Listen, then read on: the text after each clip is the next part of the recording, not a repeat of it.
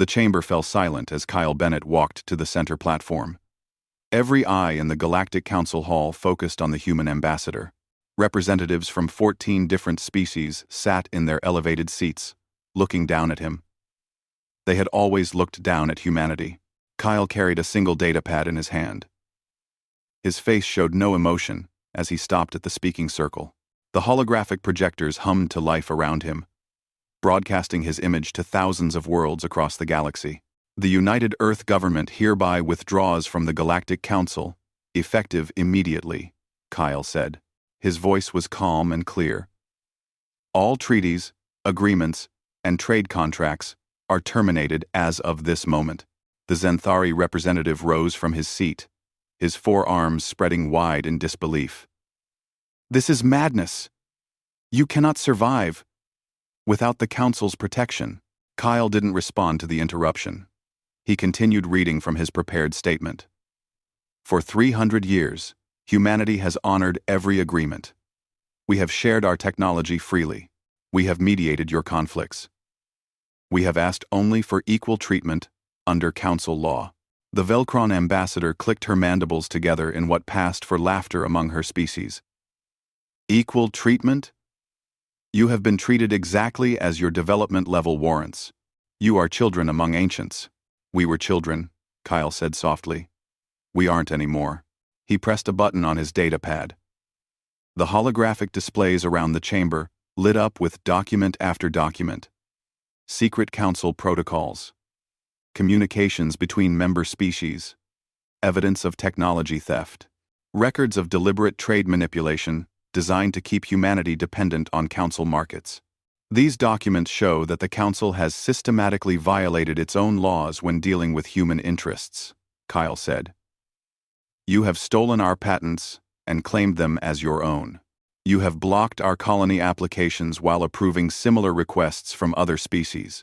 You have placed human ships under what you called safety inspections that were actually intelligence-gathering operations.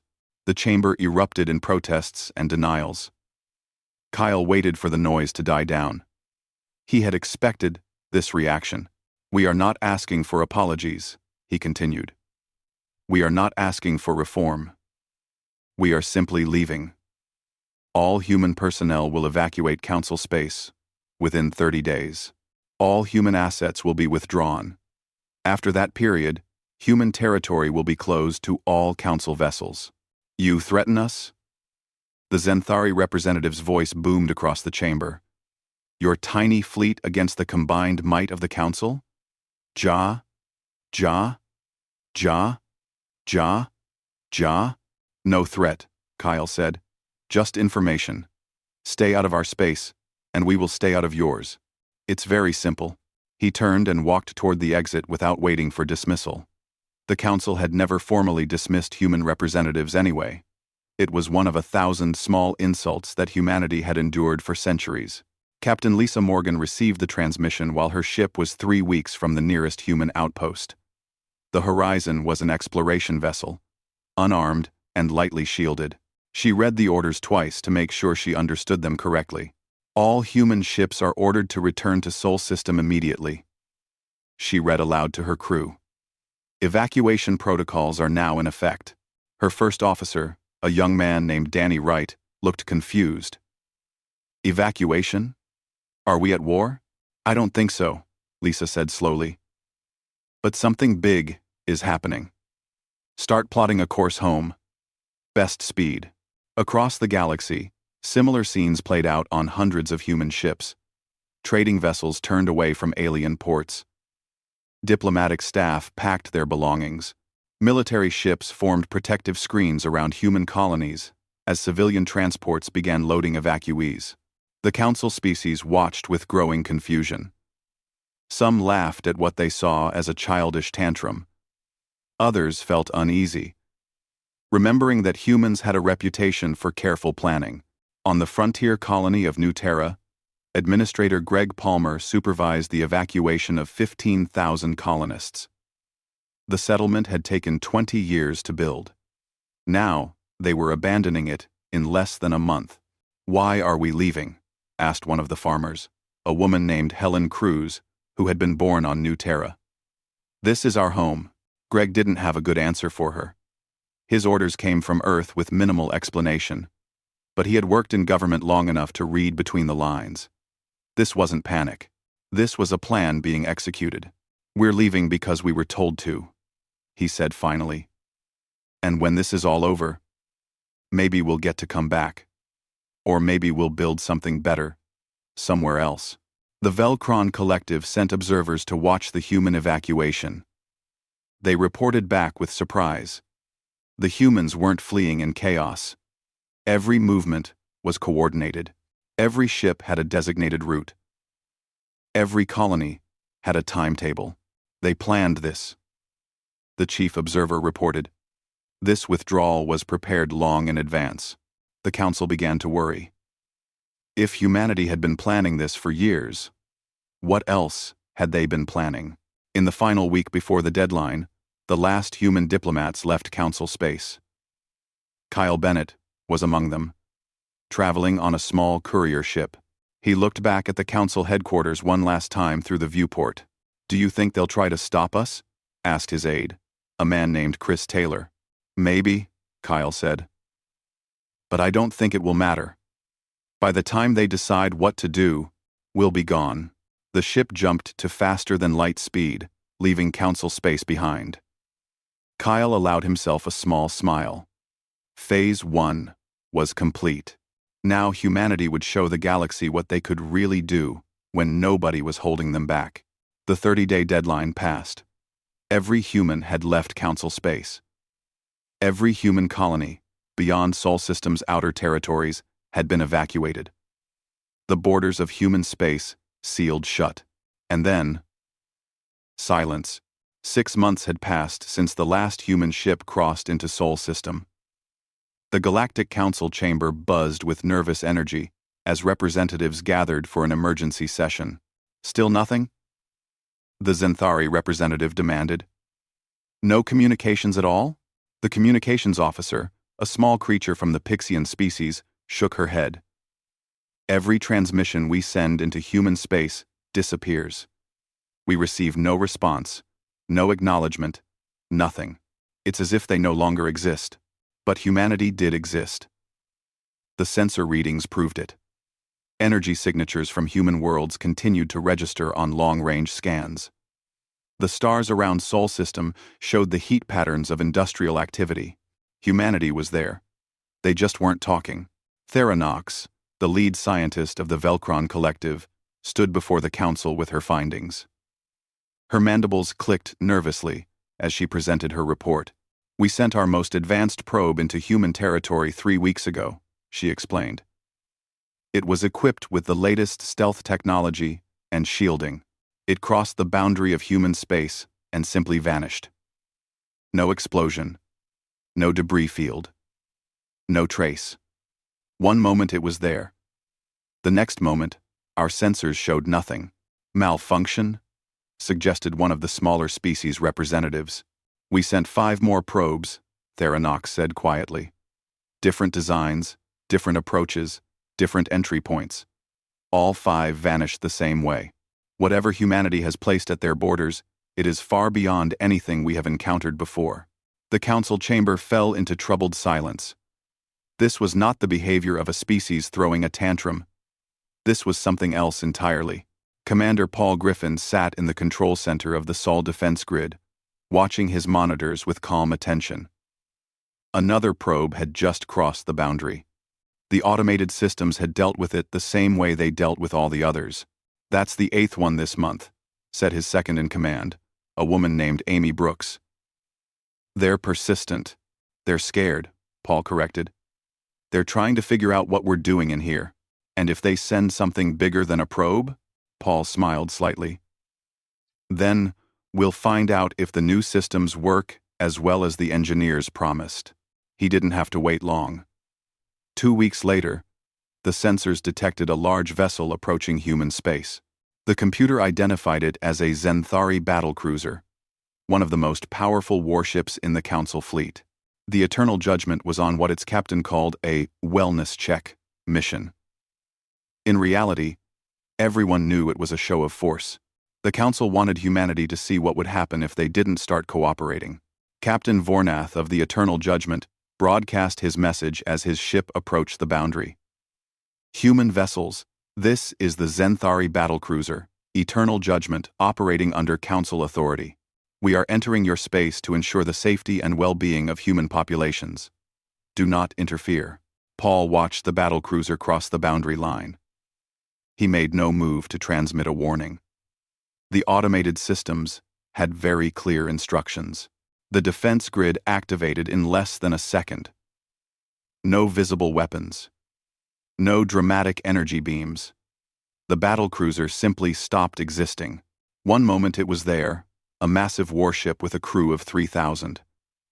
The next moment, there was nothing but scattered atoms and a fading energy signature. Amy stared at her console in shock. It's gone. Just gone. Send a recovery beacon, Paul ordered. Standard emergency frequency. Any escape pods or survivors get picked up and returned to Council space. There are no survivors, Amy said quietly. Whatever that was, it was too fast. They didn't even have time to evacuate. Paul felt a weight settle in his chest. He had known this moment would come. He had prepared for it. But knowing and experiencing were different things. Log it in the record, he said. Hostile vessel refused to respect territorial boundaries and was neutralized by automatic defense systems. All future vessels are advised to maintain distance. The message was sent to Council space on a public frequency. No threats, no boasting. Just a simple statement of fact. The news of the Eternal Judgment's destruction hit the Council like a shockwave. The Zenthari demanded immediate military action. The Velkron called for caution and investigation. The smaller species began quietly withdrawing their support from any aggressive actions. They destroyed our most powerful battlecruiser in seconds, one representative said during the heated debate. And we don't even know what weapon they used. How do we fight something we can't even see? The Zenthari military command began pulling up old tactical data on human capabilities. Everything they had on file showed human weapons technology to be adequate but not exceptional. Human ships were well designed but not superior to Council vessels. Human defensive systems were competent but not revolutionary. All of that data was now clearly worthless. They've been lying to us, a Zenthari general said slowly. For how long? Decades? Centuries? The question hung in the air without answer. How long had humanity been pretending to be weaker than they were? How long had they been studying Council technology while sharing only inferior versions of their own? Trade routes that had depended on human waypoints began to fail. Medical supplies that relied on human-designed distribution networks ran short. Communication systems that used human-developed protocols started showing errors. We didn't realize how much we depended on them, a Velkron economist reported to the Council. Human engineers maintained the infrastructure on 40% of Council stations. Human programmers wrote the code for our logistics networks. Human mediators resolved trade disputes between species who wouldn't talk to each other. And now all of that was gone. Humanity had taken their knowledge and their skills and disappeared behind an impenetrable wall. Nina Foster worked in a research station deep in Sol system, so far from Earth that the sun was barely a bright star. Her team had made a breakthrough 3 days ago. The quantum displacement drive was now functional. We can reach the Andromeda Galaxy in 6 weeks, she told the Oversight Committee via secure transmission. No subspace, no wormholes. Just pure displacement through quantum foam. The committee members looked excited and terrified in equal measure. The Council has nothing like this? The Council doesn't even have the theoretical framework to understand this, Nina said. We're not ahead of them by a few years. We're ahead of them by centuries. In the Council chamber, the arguments continued. Some wanted war. Some wanted negotiation. Some wanted to simply leave humanity alone and hope they stayed in their own space. Nobody noticed the fractures forming in the Council itself. Nobody saw how the old alliances were beginning to crack under the pressure of fear and uncertainty. Humanity's silence was breaking the galaxy more effectively than any weapon could have. 2 years had passed since humanity sealed their borders. The galaxy was falling apart. The Zenthari Empire and the Velkron Collective stood on the edge of war. For 500 years, human diplomats had mediated their disputes. Now, there were no mediators. Old grudges surfaced like poison. Station Kepler 7, once a thriving trade hub, floated dead in space. Its life support systems had failed 6 months ago. The station master had sent desperate calls to the council, begging for help. The council had sent repair teams, but none of them could figure out the human-designed systems that kept the station running. 15,000 beings had evacuated before the final systems collapsed. The station now served as a warning. This was what happened when humanity's touch was removed from the galaxy. Greg Palmer had left behind something the council wouldn't find for another 3 months. Before evacuating the mining facility on asteroid 7743, he had programmed a time-locked message into the communications array. The lock was set for exactly 2 years after humanity's withdrawal. When the message activated, it broadcast across every council frequency simultaneously. Greg's recorded image appeared on screens across hundreds of worlds. If you're seeing this, then you're starting to understand what you've lost, Greg's image said calmly. I'm a mining engineer, not a politician. So I'll speak plainly. For 300 years, humanity has been the galaxy's janitors. We fixed your problems, we maintained your systems, and we did it with a smile. Because we were grateful to be part of something bigger than ourselves. The message paused as Greg's expression hardened, but we were never stupid. Every technology we shared with the council was at least 50 years obsolete. Every innovation we contributed was something we had already improved upon and classified. You thought you were studying us, learning from us, keeping us contained. The whole time, we were studying you. The revelation sent shockwaves through the council. Governments scrambled to review every piece of human technology they had acquired. Scientists began re-examining every patent, every blueprint, every specification. They found exactly what Greg had promised. The fusion reactors humanity had invented 20 years ago? Humans had been using 4th-generation fusion for decades before sharing the 1st generation with the council. The medical scanners that had won humanity so much goodwill? Primitive compared to what human hospitals actually used. The faster-than-light communication protocols? Already replaced by quantum entanglement systems within human space. Everything humanity had given the council was trash. Useful trash, certainly. But trash nonetheless. The Velkron Collective's chief scientist spent 3 sleepless cycles reviewing the data. She finally called an emergency meeting with the council leadership. We need to accept an uncomfortable truth, she said, her voice tight with stress. Humanity was never our equal. They were our superior. Playing a very long game. Every smile, every treaty, every shared innovation was part of a plan to make us dependent, while they became independent. Why? Demanded the Zenthari representative. Why go through all that effort? Trop did. Why? Why? Because direct confrontation would have meant war, the scientist replied. And they weren't ready. So they waited. They learned everything about us, while hiding everything about themselves. And when they were ready, they simply left. The economic collapse continued to accelerate. Trade routes optimized by human logistics experts began failing. Cargo ships arrived at wrong stations or wrong times. Critical supplies sat in warehouses because nobody could navigate the distribution systems humans had built. Nina Foster stood before the Human Council, the governing body that had replaced the old Earth government during the isolation period. Her presentation showed the fruits of 2 years of unrestricted research. The quantum displacement drive is ready for full deployment, she reported. We've also completed the faster-than-light sensor network, the zero-point energy collectors, and the molecular fabrication systems. We are now technologically independent from the Council in every meaningful way. One of the counselors, an older woman named Helen Cruz, raised her hand. And militarily? Nina's expression didn't change. The defense grid has been tested and proven effective. But more importantly, we've developed technology that makes military confrontation pointless. We can evacuate entire planets in days. We can establish new colonies in weeks. If the Council somehow managed to threaten our current worlds, we would simply move.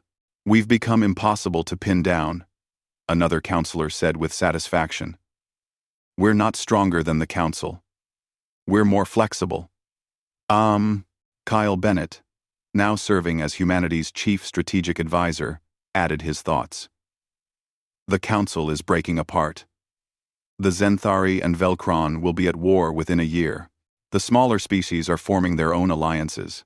Everything the Council built over thousands of years is collapsing. Because of us? Helen asked. Because it was already broken, Kyle corrected. We were just the glue holding it together. When we left, everyone saw the cracks. On the Zenthari homeworld, riots broke out as food shipments failed to arrive. The distribution network had been managed by human companies. Without them, planets that depended on imported food began to starve. The Zenthari military blamed the Velkron for sabotaging the supply lines. The Velkron blamed the Zenthari for hoarding resources. Neither side noticed that the real problem was simpler. The humans who had made the system work were gone. Deep in human space, Chris Taylor and Maya Johnson worked on the next phase of humanity's plan. They stood in a massive shipyard that hadn't existed 3 years ago. Around them, construction drones assembled vessels of a design the Council had never seen. These aren't warships, Maya observed, studying the schematics. They're colony ships. Generation ships, Chris corrected. Designed to support populations of 100,000 each. Fully self-sufficient. Capable of establishing orbital habitats around any star. How many are we building? 300 in the first wave. More if needed. R. Maya did the math in her head. That's 30 million people. We're not just leaving Council space. We're leaving this galaxy entirely. Part of us is, Chris agreed. The rest will stay here. Maintaining Earth and the core colonies. But yes, we're spreading out. Way out. So far that even if the Council wanted to find us, they couldn't. The Council finally admitted what everyone already knew. Without humanity, the old order was finished. Some species called for humanity to be branded as enemies of the galaxy. Others argued for reconciliation. Neither side understood that humanity didn't care anymore. The Council's approval or disapproval meant nothing to a species that had already moved beyond their reach. In the silence of human space, behind barriers the Council couldn't penetrate, humanity built the future they had always wanted. A future where they answered to no one but themselves. The galaxy quaked with the consequences of their departure, and humanity continued to grow stronger with every passing day. 3 years after humanity's withdrawal, the Zenthari Empire made its decision. Pride demanded action. Fear demanded strength. The combination was deadly. Admiral Kronvex stood on the bridge of his flagship, surveying the assembled fleet. 200 warships, representing the combined military might of the Zenthari Empire, and 6 allied species, the largest invasion force assembled in 3 centuries. Today we remind the galaxy who holds true power, he announced to his officers. The humans think they can hide behind their barriers. We will show them that walls can be broken. The fleet entered faster than light travel, heading directly for Sol System. The Zenthari had been planning this assault for months.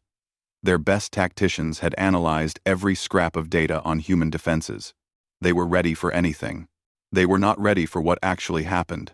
Admiral Jack Morrison watched the approaching fleet on his tactical display. The Sol Defense Command had detected them 3 days ago, long before they entered human space. Every moment of their journey had been monitored and analyzed. 200 ships, said his tactical officer, Danny right. They're coming in hot, and they're not even trying to hide it. Jack nodded slowly. He had hoped it wouldn't come to this. 3 years of isolation, and the council still hadn't learned. Transmit warning on all frequencies, he ordered. Standard protocol. Tell them they are entering restricted space and will be asked to leave. The warning was sent. The Zenthari fleet ignored it. Sir, they're crossing the boundary, Danny reported. Activate defensive measures, Jack said quietly. Full containment protocol. The Zenthari fleet realized something was wrong approximately 3 seconds after crossing into human space. Every system on every ship simply stopped working. Engines went silent. Weapons powered down. Life support switched to emergency backup. Communications died. 200 warships, the pride of the Zenthari Empire, floated helplessly in space like dead metal. On the flagship, Admiral Kronvex stared at his dark control panels in disbelief. What happened? What did they do to us? His chief engineer had no answers. Everything is offline. I can't even run diagnostics. It's like every computer system in the ship has been shut down remotely. Across the fleet, panic spread. Ships designed to sustain crews for months could only support them for days when running on backup power alone. And with communications down, there was no way to coordinate or call for help. Jack Morrison read the reports with a heavy heart. No casualties yet? None, Amy Brooks confirmed. She had been promoted to second in command of the defense grid. Their life support is holding. They're not in immediate danger. Just completely helpless. Good. Prepare recovery operations. Sir? Danny looked confused. We're helping them? We're not monsters, Jack said firmly. Send out the message.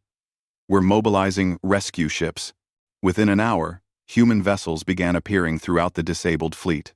Not warships, but tugs and transports designed for emergency rescue operations. They approached the Zenthari ships carefully, running power cables and establishing communication links. The first message the Zenthari received was simple and direct. This is Lieutenant Commander Amy Brooks of Sol Defense Command. Your vessels are not damaged, and your crews are not in danger. We are providing temporary life support and power. You have 24 hours to prepare for towing operations. Any resistance will result in immediate withdrawal of assistance. Admiral Kronvex wanted to refuse. Pride demanded it. But pride wouldn't save his crews. Acknowledge their message, he ordered bitterly. We accept their assistance. Over the next 2 days, human ships carefully towed the entire Zenthari fleet to the edge of Sol system. There, with precision timing, every disabled ship's systems came back online simultaneously. One final message accompanied them. You came here with weapons drawn. We could have destroyed you. We chose not to. This is the only warning you will receive. Stay out of human space. We left to avoid conflict. Don't make us become what you fear. The Zenthari fleet limped back to Council space in humiliation. Not a single shot had been fired. Not a single life had been lost. But the message was clear. Humanity could turn off the Council's military whenever they wanted. The political fallout was immediate and catastrophic. The Zenthari government fell within a week. The species who had contributed ships to the invasion fleet turned on each other, blaming everyone but themselves. The Council fractured. Really fractured this time. Not just politically, but physically. Species began withdrawing from Council space, declaring independence, forming new alliances. The Velkron Collective tried to maintain order, but even they couldn't stop the collapse. 1,000 years of carefully maintained peace and cooperation fell apart in months. Nina Foster presented her findings to the Human Council with quiet satisfaction. We've analyzed the Council's response to our defensive measures. They still don't understand how we disabled their fleet. Do we want them to understand? Asked Kyle Bennett. Eventually, Nina said. But not yet. Let them wonder. Let them fear. Fear will keep them from trying again. We're not trying to rule through fear, Helen Cruz said sharply. That's what the council did to us. No, Nina agreed. But we are trying to be left alone, and fear is a useful tool for that. The debate continued, but the reality was undeniable. Humanity had demonstrated power without violence. They had shown mercy without weakness. They had proven that they could win any conflict without actually fighting. Chris Taylor and Maya Johnson watched the construction crews complete the first wave of generation ships.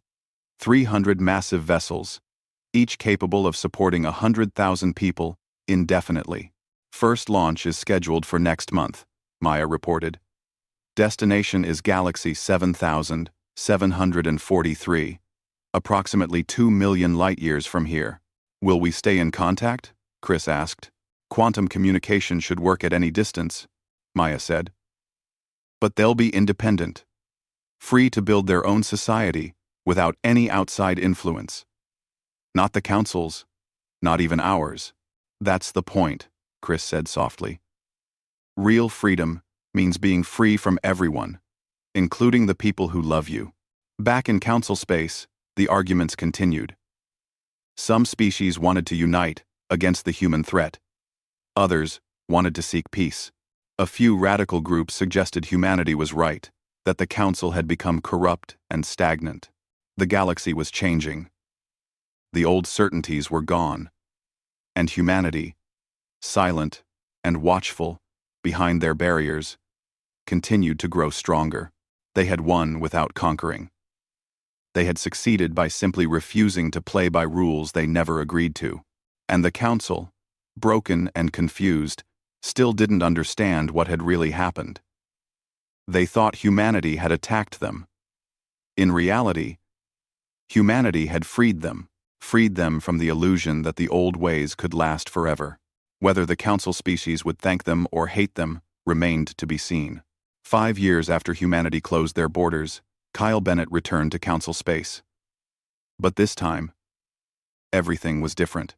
His ship, the Pathfinder, wasn't a diplomatic vessel from the old days. It was something new, built with technology that made council ships look like ancient relics.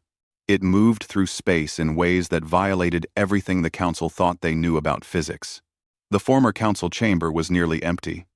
Only 7 species maintained representatives there now. The Grand Alliance of 14 civilizations had collapsed into dozens of smaller factions, each suspicious of the others. Kyle walked into the chamber without ceremony. No security escort, no diplomatic protocol.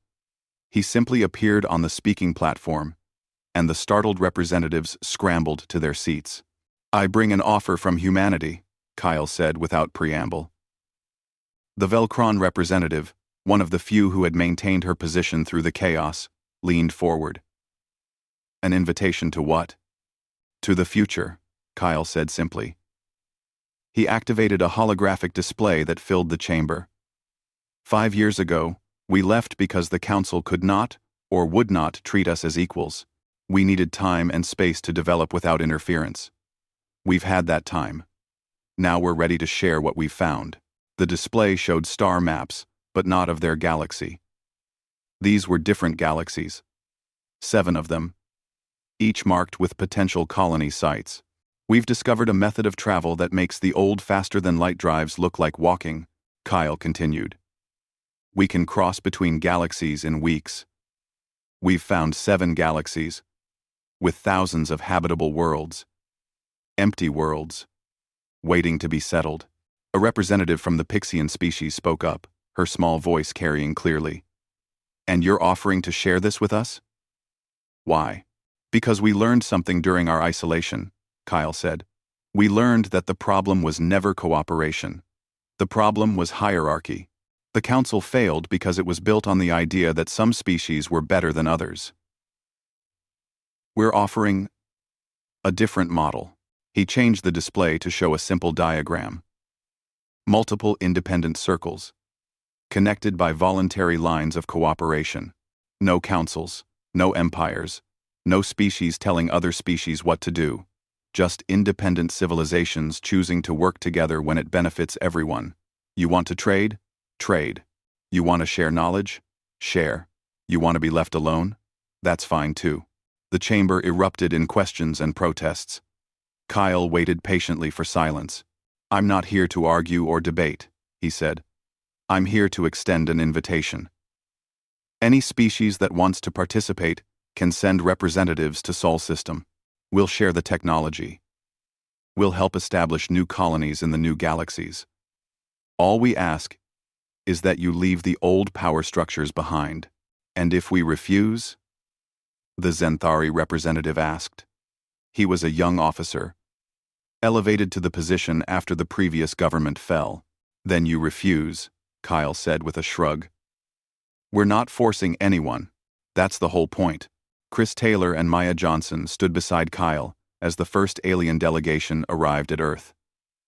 They were Pixian scientists, a small team of 5 who had convinced their government to take the risk. "Welcome to Earth," Maya said warmly. "You're the first non-humans to visit our homeworld in 5 years." The lead Pixian scientist, her name translated roughly as Bright Wing, looked around with wonder. "Your world is beautiful. We had heard stories, but seeing it is different." "Come," Chris said. "We'll show you the displacement drive. Then you can decide if you want to take the next step." Over the following months, more delegations arrived. Not governments, but groups of scientists, explorers, and dreamers. Species who were willing to risk their careers and reputations to see what humanity was offering. Nina Foster led the technical presentations. She showed them the quantum displacement drive, explained the principles, answered their questions with patience and detail. "You're really sharing this?" a Velcron engineer asked in disbelief. "No conditions? No restrictions?" "One condition," Nina said.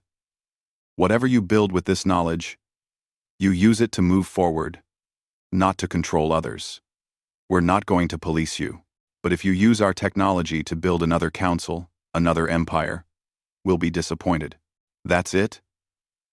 Nina smiled. "Disappointment means we stop sharing.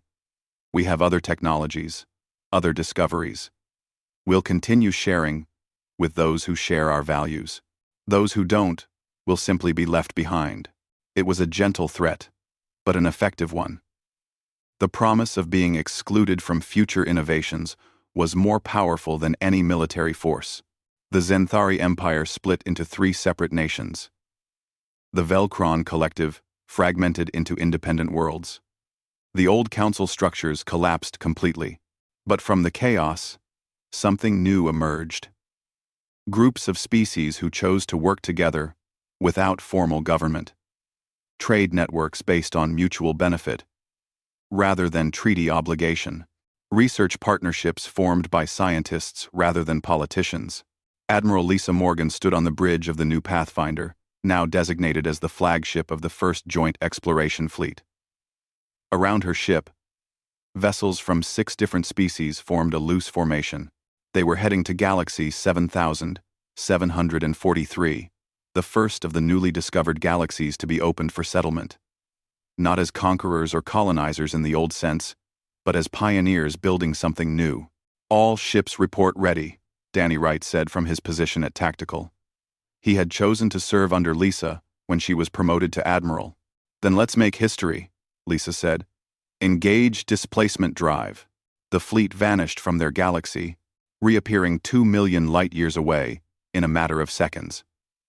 Around them, new stars, new worlds, new possibilities.